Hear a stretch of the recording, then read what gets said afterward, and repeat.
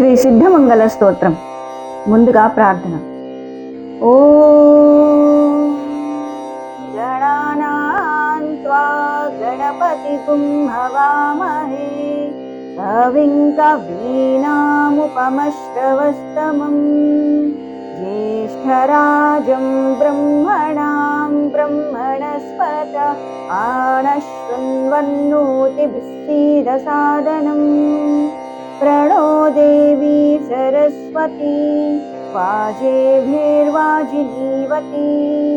धीनामवित्रियवतु गुरवे सर्वलोकानां भिषजे भवरोगिणां निधये सर्वविद्यानां श्रीदक्षिणामूर्तये नमः।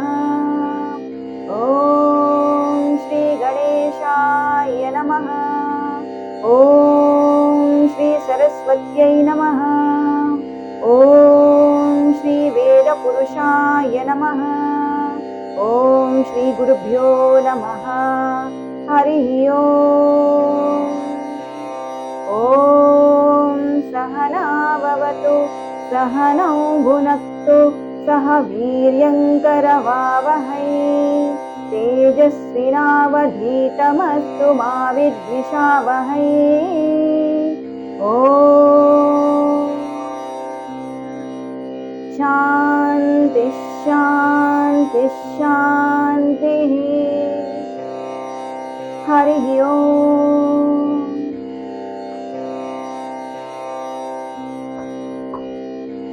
सिद्धमंगल स्तोत्रम्।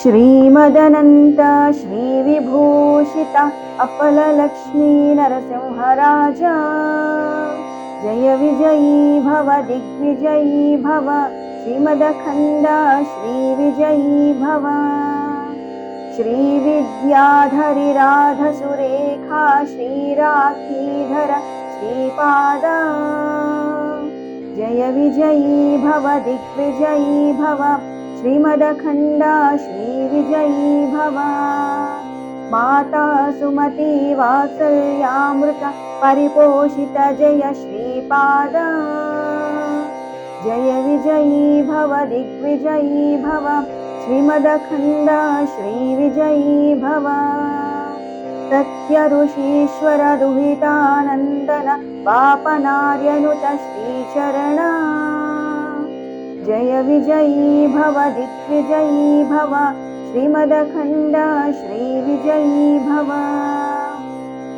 सवितृकाठक चयन पुण्यफल भरद्वाज ऋषि गोत्र संभव जय विजयी भव दिग्विजयी भव श्रीमदखण्ड श्रीविजयी भव दोचौपाती देवलक्ष्मी घन संख्या बोधित श्रीचरण जय विजयी भव दिग्विजयी भव श्रीमदखण्ड श्रीविजयी भव पुण्यरूपिणी राजमाम्बसुत गर्भ पुण्यफल संजाता जय विजयी भव दिग्विजयी भव श्रीमदखण्ड श्रीविजयी भव सुमती नंदन नरहरि नंदन दत्तदेव प्रभु श्रीपाद जय विजयी भव दिग्विजयी भव